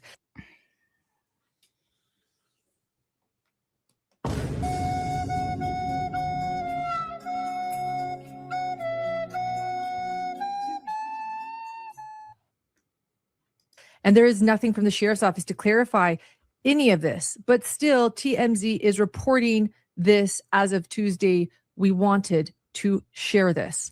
The Pima County Sheriff's Department is offering a reward of up to $2,500 for information leading to any arrest. And they are urging anyone with footage, sightings, or even a gut feeling that something wasn't right to come forward, because at this point, this case is more. It's so much more than. Now she's improvising. She looks aside. It's more. It's so much more, and it's big, and it's evil, and it's bad. And can you imagine? Online speculation, online theories. That's all you're providing is speculation and theories that aren't helping. It's about finding an 84-year-old woman who was taken from her home in the middle of the night, a grandmother, someone. You've said that multiple times. Again, she's trying to get to her word count. She's got a little under a minute to finish this up. Who needs medication and care. Someone whose family loves and misses her. But as Lauren said, maybe her daughter pissed off the wrong person. So it could be her fault. This case is about holding on to hope, any hope that she can return safely. If you know anything at all, no matter how small it seems, please contact the Pima County Sheriff's Department right away, because one person or one tip could be the difference this case needs. This case needs. Thank you. Oh my God. Okay, let's take a look at see if my theory holds any weight with how long her videos usually are. Does she have a sweet spot she's got to get to? That's why she's adding all these words. All right. So we got 25 minutes. It gets worse. It's 33 minutes. Now this one is, this is the longer ones, because these are the ones where John speculates, pontificates, goes off, puts on his lady glasses. Okay, so these ones are longer, but these pre-records that she does, 19 minutes, 25 minutes, 33 minutes. Then we got a long John Silver one over here. That one is an hour, 22 minutes, 30. So their sweet spot somewhere in between 20 to 30 minutes. It seems like they don't really deviate from that unless John's involved, and then he can't shut up. So we do have a 15-minute one here. So possibly, I don't know, just seemed like that did not have to be 25 minutes. You repeated things, you speculated, oh my gosh, like crazy. The hyperbole, the sensationalism, the exploitation off the charts. It's just like a bad gossip over here.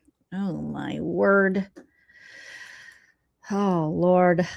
Not good. Cheryl Joy, thank you guys. I see some super chats came in. Thank you, Cheryl. Now I'm going to be like talking like Lauren came in. Thank you. Thank you, Cheryl. Retro Crochet Vibes, thank you for the $4.99. Says, I'm not a journalist, but even I know you don't talk or you don't trash talk the family in this situation. The lack of self-awareness is palpable. So gross, for real. Michelle's Three Boys, thank you so much. Says, when you are drunk, I'm trying to enunciate. Something, I don't know what was going on there. That was cuckoo. The tragedy pimping is real. And then she's got this one, 33 minutes. Oh, and I think they added like some personal stuff. And then, God, I'm way behind on the hidden true crime. We haven't revisited them for like 12 days or something, maybe longer. Well, no, 12 days. Oh boy, this guy. Bombshell lawsuit filed in the Lindsay Clancy case. And see, it gets worse. It gets worse. Is that enough? No, that's just a Lauren pre-record. Oh God, now I'm tempted. Right now. Oh, Jesus. What is going on with this hair? What are we doing here? Urgent and deeply unsettling search is underway in Arizona. 84-year-old Nancy Guthrie, the mother of today's show host Savannah Guthrie, has vanished. And authorities say this is no longer being treated as a missing person case, but instead a crime. In just hours, investigators escalated their response. Sealed Guthrie clan is extremely close to their mom. It changed my whole life. Searching Nancy's home, they encountered multiple things that immediately raised concern. And after processing the residence, authorities reached a chilling conclusion that Nancy Guthrie's home is not just suspicious, it is an active crime scene. Police are not describing this as a possible crime. They are saying a crime has occurred, even as they remain tightly guarded about what they found and why it led them to that determination. And now, with more questions than answers, Sheriff Llanos is asking the public for help and the volunteers in our own search. thank law enforcement than you might think, which is why I want to tell you about Miracle Maid. Oh Miracle no, not as she's sensationalizing and exploiting someone who might have, as she says, been kidnapped out of her bed. She's like, and here, let me sell you some sheets. Good God. Yuck. According to what the sheriff said last night in Pima County, at this point, Other they don't people- think leaving that area. And Other people. If there could have been a fan gone rogue or someone who She's back to the speculating. Even on her first video, could have been a fan that's gone rogue. A rogue fan.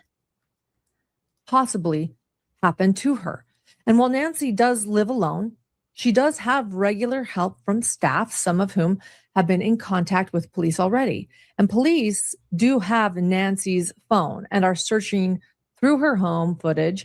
So I would think that if her disappearance has anything to do with anyone who knew her, saw her, or helped her on a regular basis, that phone will be incredibly helpful to the ongoing investigation. And I do wonder what they might uncover on that cell phone. Others, Even the emphasis on that. Of course, they're going to look at cell phone data, and everyone would be curious to see what they uncover on the cell phone. I do wonder what could be unearthed from her cell phone. I'm sure no one else is wondering. It's too much. It's too much, Lauren. It's too much. online are speculating, wondering if Nancy's disappearance could have potentially had anything to do with her daughter, Savannah. I eat pieces of shit like you for breakfast. You eat pieces of shit for breakfast? No. Instead of having like grace for Savannah Guthrie, and she's going through like such a horrific time with her family looking for their 84-year-old mother, she's like, again, I wonder if it has something to do with Savannah. I'm sure that is on people's minds. All the things hit your mind, but to keep pounding that in, it's just distasteful and yucky. Not if Savannah had any part in her disappearance. Oh, this bitch. You're despicable. But if there could have been a fan gone rogue or someone who knows who Savannah is because of her status as a public figure and could have done something. Just wait till we know something, maybe. Just wait. To her mom. But there is no confirmation of any of this. You're just saying shit. Although Savannah's name was brought up during the press conference, and Sheriff Nanos said that they have been in touch with Savannah's security team. Has Savannah Guthrie, she had any threats to herself? We've spoken to her. We'll continue to work with that. She has a security team that's been in touch with us throughout the night. But we're not going to dismiss any angles for sure. But right now, immediately, we don't know of anything like that. Is she in town or on the way here? She's here.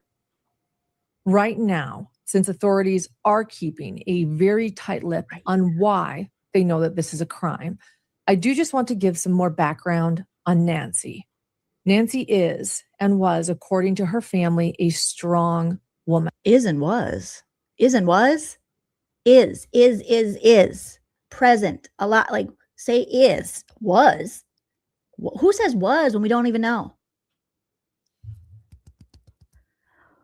Oy, oy, oy. This is, oh. And I love that adjective, strong. I love that adjective. In 2012, Savannah wrote this about her mother. She is whip smart, funny, full of integrity and wisdom. She also has the best sense of adventure. She's always... Okay. All right. Just exploit. The Guthrie family, both emotionally and financially. Savannah has actually previously talked about living at home during college because her family could not afford a dorm room. A mundane trip to the post office into a rip-roaring tale. His moral clarity was never forget what he said. I'm not going to sell my soul for $2. So despite the tragedy and difficulty of losing Charles, the kids went on to do remarkable things. Cameron, a military pilot who is now retired, Annie, a writer and jeweler, and then Savannah, a nationally known journalist who has undeniably made it to the top in her industry. All three of the kids remained extremely close with their mother, Nancy, throughout the years. And 4 years ago, Savannah shared a tribute to her mother on her 80th birthday and saying she's lived a life of integrity. This is the time of day we do a boost, but this isn't just any ordinary boost. This is a special one. Hoda, you were so sweet. You shared the morning. Oh my God. Just like, what the fuck, Lauren? Victims into sharp focus. Here at Hidden True Crime. On Grayson's couch, where it's me, Grayson, and Dr. John when he shows up. When he's not depressed or something. What the hell? Can be uniquely vulnerable to crime, especially forces I've had with her. Front a reality that is often overlooked. Elderly adults can be uniquely vulnerable to crime.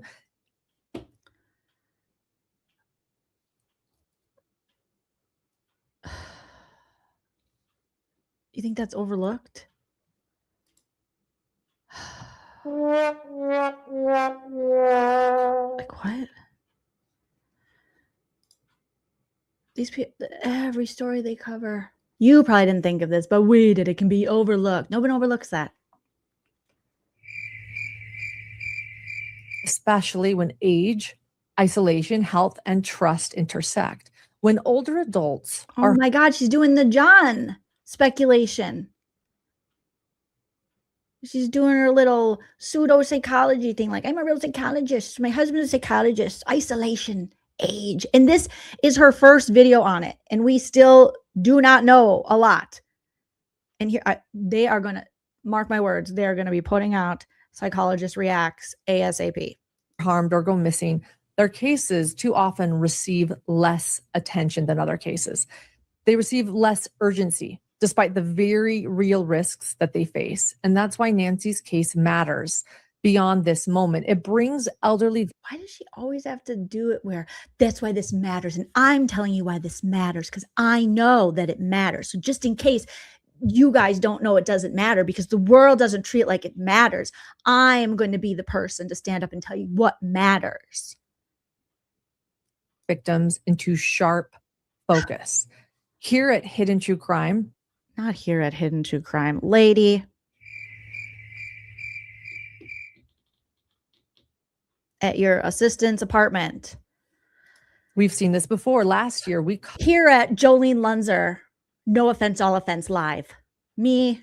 I think I have more producers than her. Producer Prince, producer Cordelia, producer Teddy, producer Buffy, and producer Dave Dog Millionaire. Just want you to know that we're doing our best. And we also think we're pretty important, as you can see from our reporting. Covered the case of Marcia Norman. And what the fuck? Why are you bringing up another lady? 82-year-old woman in Washington, a quilter, a traveler, oh my God, a devoted mother and grandmother. This lady's never going to stop. She's always going to be like this. And like Nancy, Marcia had a loving family.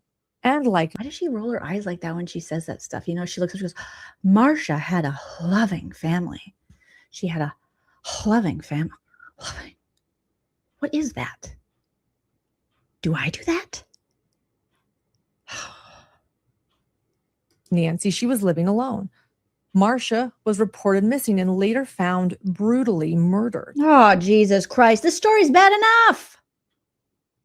Why are we dragging Marcia back into it? Her killer was someone she trusted, her handyman, Jeffrey Ziz. And Jeffrey Ziz wasn't just her handyman. Jeffrey Ziz was a former preacher, a man with a master's degree. He had children. And after allegedly using tools, including a nail gun, to torture. Good God, what the fuck? Why are we doing this?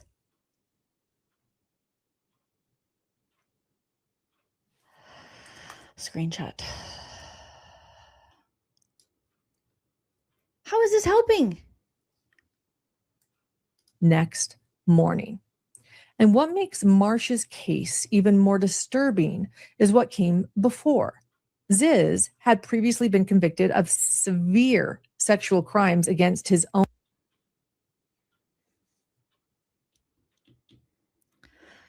What's the point of this? Own young daughter. Oh God. Of course, that's why you brought it up. Because there's some kind of harm to children because you guys are weirdly obsessed with less than 1 year. Child crimes. Oh my God. Behind bars. It was actually both the state and defense that asked for this sentencing alternative, with the court document stating this recommendation is due in large part to Mr. Ziz taking responsibility for his actions and the victim wanting him to be in the SSOSA program. End quote. And never mind that the victim was a young child who would or could. Jesus Christ. What does this have to do with Savannah Guthrie's mom? Now you got me calling her Samantha. Low average risk to reoffend. And after did your husband try to get him out? Did he say he had a low average risk of recidivism? After his release, Marcia Norman was dead. She trusted him inside her home. She should have been safe, and she wasn't. Marcia's case. So is this just relevant? You bringing this up, obviously, because it's awful, and you guys are tragedy pimping, but because she's in her 80s as well, really matters. It's about a system that failed her and about someone who plotted and planned to hurt a vulnerable elderly woman after sadistically earning her trust. And she should have been able to trust him. We'll have a link to her story. No, thank you. In the description of this episode. And Nancy Guthrie's disappearance also really matters. Who the fuck said it didn't? We don't know yet what happened. It forces us to confront how easily older adults can become victims when trust, isolation, health, or dependence intersect. She's just out there like Fear Factor. She's like Fox News. She's like, da, da, da, da, da. Scare, scare, scare. We're already terrified. People already know this. Women know this. In cases like these, the danger isn't always obvious, and the people closest to an elderly person may be helpers, caregivers, neighbors, or professionals who appear safe on the surface. This doesn't mean someone harm Nancy. She does the look up and kind of roll her eyes again. At this point, we simply don't know. So why even bring it up with the eye roll? Again, what is with this eye roll thing? Is this a tick? It's constant. I've never seen reporters do this. Although, let's be honest, a homicide detective at a press on the surface, this doesn't mean someone harmed Nancy. At this point, we simply don't know. Although, let's be honest, a homicide detective. Not a hummus. It's only she said homicide. Like hummus. At a press conference is a chilling indicator pointing at the deeply concerning possibilities. But Nancy's disappearance raises difficult questions about how society protects aging adults, how warning signs can be missed, and how quickly a person. They're always looking for someone to blame, not the actual perpetrator, not the person who might have done whatever when we find out, because still we don't know anything. But someone around her failed her. They didn't protect her properly. Maybe even her own daughter. Oh my God. Can vanish when vulnerability meets opportunity. Thankfully, again with the thankfully, Nancy's friend called her family extremely fast, and family and police responded swiftly. Thank goodness. And until answers emerge, thank goodness, Nancy's case just is night and day from watching and listening to Gigi and Ashley Banfield. Night and day. Remains a reminder of just how complex, fragile, and high stakes these situations can be. This is heartbreaking. It's inappropriate. A woman who, as a widow, continued to flourish and nurture her children and keep them close, a doting grandmother and a family matriarch that is missing under terrifying circumstances. As we continue to learn more about Nancy's disappearance, Hidden True Crime will bring you every verified update. No. How much of this was verified, you guys? And how much it was just Lauren just sensationalizing, making it worse and worse and worse. And what about this? And what about that? And then there's another lady that's dead. I know we don't know anything about Nancy, but this one's dead. And not just dead. The guy did it like this. And then before doing that to her, he did this to someone else. And it was a kid. And you're like, oh my God. And development. Because when someone like Nancy vanishes, the question isn't just what happened. It's how someone who mattered so deeply to so many, an elderly woman whose strength carried her family and even inspired her church congregation, could disappear at all. What? Lady. Wet hair. Don't get me started, wet hair. Oh my God. Naderpuss says, why does she speak like that? I keep thinking it's you impersonating. It's like a parody. She's like parodying herself. It's like a SNL sketch. Mary, thank you for becoming a member. Welcome. My God. This lady. It's cuckoo. Oh. Yes, Lauren, Miss 56 says, Lauren is like the National Enquirer of YouTube. I thought surely maybe, maybe they're doing better. Nope. Mm-mm. It's crazy. Don't say lady. What are you doing, lady? This draws into so much more than someone missing. It's how did this quilter go missing? I mean, other people can go missing, but not a quilter who did quilting of quilts. And there were quilts of quilting of quilt. A woman who went to Michael's regularly, her Michael's store. Like it just, what are you doing, Lauren? What are you doing, ma'am? Turn his TV off. There There were quilts. There was knitting. Not just let's find missing women, but especially women who knit. Who would involve themselves in harming a woman who knits? You will find out. Hidden True Crime will stay on the case.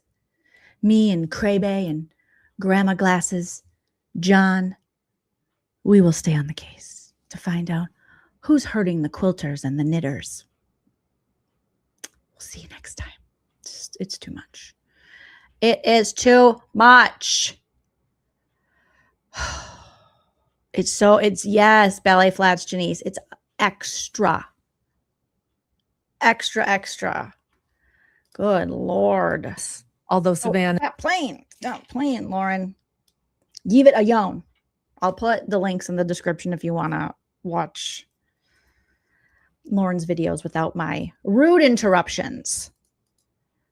But that was really bad, especially comparatively to other people reporting on this.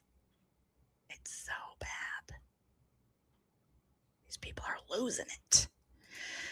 Fly Girl, thank you so much for coming in with the super chats. Is the only person who helped me laugh today. Oh, thank you. I'm so glad that. Probably at Lauren's expense, but I mean, she is just setting herself up at this point. Horrible. Yes, not people who knit, quilt, and go to church. My God. What is going on? And this was becoming uncomfortable for me. Let's see if Trisha's covered it. Let's see. Trisha, we need you. We need some Trisha. We need some laughs in our life. What's she? Web sleuth? Where's Trisha? Trish, we need you, Trish. Trisha.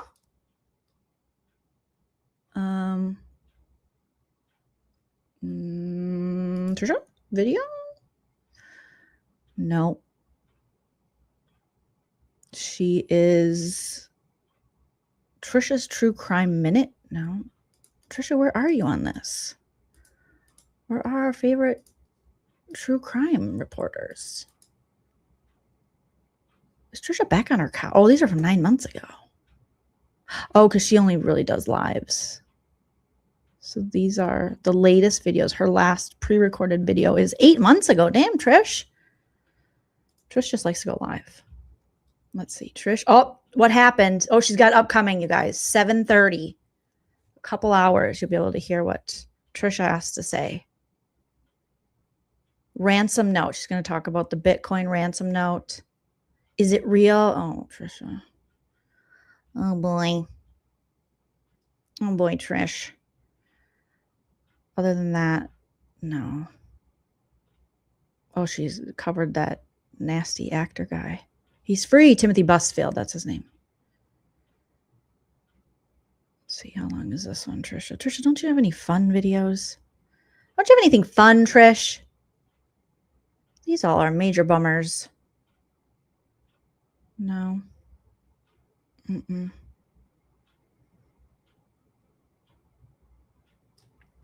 Bummers. Let me look at what's popular, Trish. What do you got popping? Lauren Mathias from Hidden True Crime with behind the scenes scoop 1 year ago.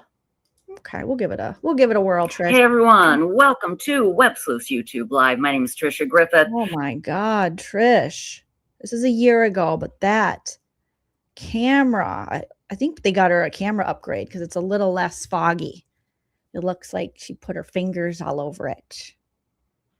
She's got the glow filter on, but really it's just sweat. And with us, of course, our insightful Stacy, I've missed you, Stacy. Producer Stacy, I've missed you so much. executive producer and our dear, wonderful friend, Lauren Mathias from Hidden True Crime. Video. Thank you, Janice. Thank you. Let me see what Janice sent. We'll play this until I pull that up. How are you, Lauren? I'm so good. How are you, Trisha? Doing good. And welcome to the Hidden True Gems. I know a lot of them are going to be coming over here tonight because we have so much to go into. My gosh, starting out in chat, we have over 700 people. So it's going to be a big. Ooh, that was a big night for Trish on the couch with the cat tower. I got a cat tower right over here, Trish. Yet another thing we have in common, girl. All right, let me check my email here. Again, if you want to send me things to react to, roast, commentate on, joleenreacts@gmail.com. Okay. Let me log in here. Keep this playing while I look. Okay, Chad Daybell on trial. Trial's winding down. Defense rests, and the prosecution puts on their rebuttal case. Now, about a week ago, you on your podcast started talking about what if Garth Daybell was the one who actually found Tammy first? What if Chad wasn't even in the bedroom? What if he was sleeping up in the cozy cove? What if he came home at 1 o'clock and found his mother? So she's just talking about all the times with this case that Lauren was speculating. She's like, remember, you were like, what if this? What if that? What if this and that? What if what? Can you imagine if Lauren would have, in her words, can you imagine if she would have interviewed the sheriff like Ashley Banfield did, and he told Ashley, you know, wow, you could have my job. And he would, if he was interviewed by Lauren, he'd be like, you cannot have my job. This is too much speculation. Okay, I got it here. All right, this is a special request from Ballet Flats Janice. Let me pull this down. We'll have to take a look at what Trisha has to say about this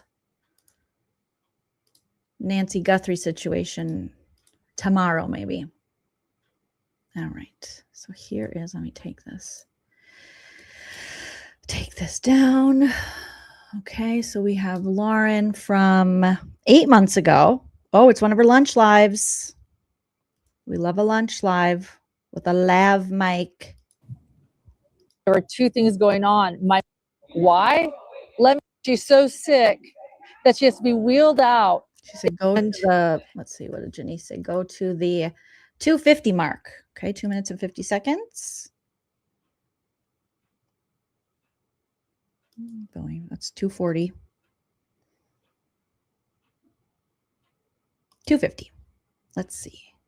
Jean jacket Lauren. There's so much that happened, guys. So much. But I have to, hey, Janice, are you recording me? Oh, okay, thanks. Okay. Janice, why are you? Was this when you guys were at a fire? Or is this what? She said, are you recording me? Last time we heard, stop recording me. You're following me. Was when we saw your cute ballet flats outside of the courthouse. Was this before or after? Are you recording me? Is this when she wanted you to record her? Is this before that or after that? I need some context to this. Are you recording me? I'm recording you. Recording me? This would be, if she wants you to record, then that could be more proof for your case. That, well, this is after you guys had that encounter in the courthouse? You're there and she's asking you again if you're recording her? Good Lord. Does she think everyone's recording her? Are you recording me? Are you recording me? And she looks really happy. Oh my God, this is weird. There's so much that happened, guys. You can tell she saw you. So much. But I have to, hey, Janice, are you recording me? Oh, okay, thanks. Okay, thanks. Please don't, I just don't like being recorded.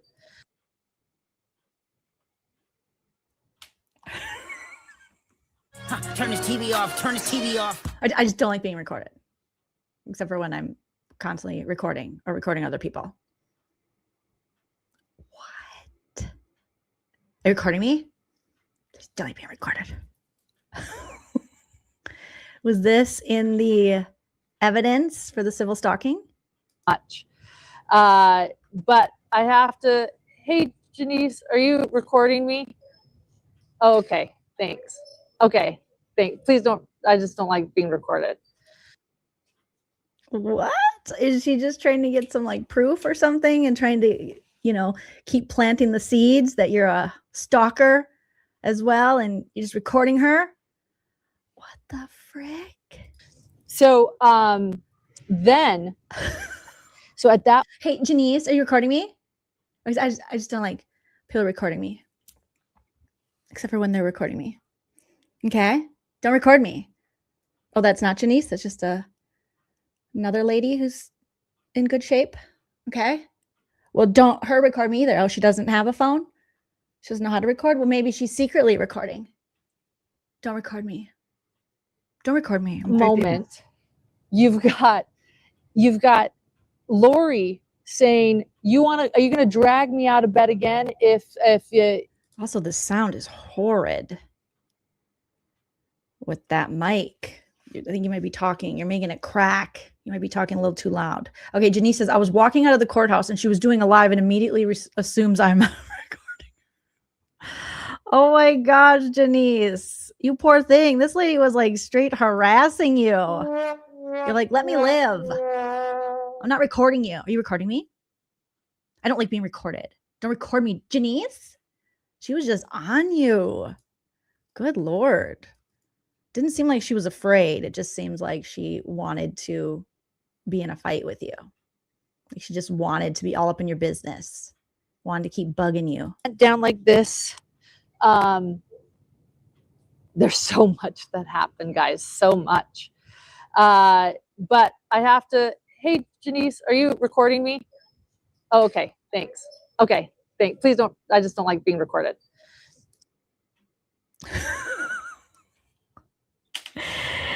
Oh my goodness, Lauren. I just don't like being recorded. Are you recording me? Stop recording me. I don't like being recorded. Also, can you tell Sarah Crossbody that I'm looking for some eyelashes? Okay? Even though I don't know her, and I'm going to claim not to know her, I need some eyelashes. You sent her a cease and desist. Stop following her. Stop talking to her. Yeah. And then Lauren's like, I can talk to her. It's a press conference. I can do that. And we're like, no, you can't. And then to Sarah, she's like, I don't know who you are. Get away from me. You make me feel uncomfortable. And it's laughable because they know each other. She has Sarah's phone number because Sarah was going to do her eyelashes.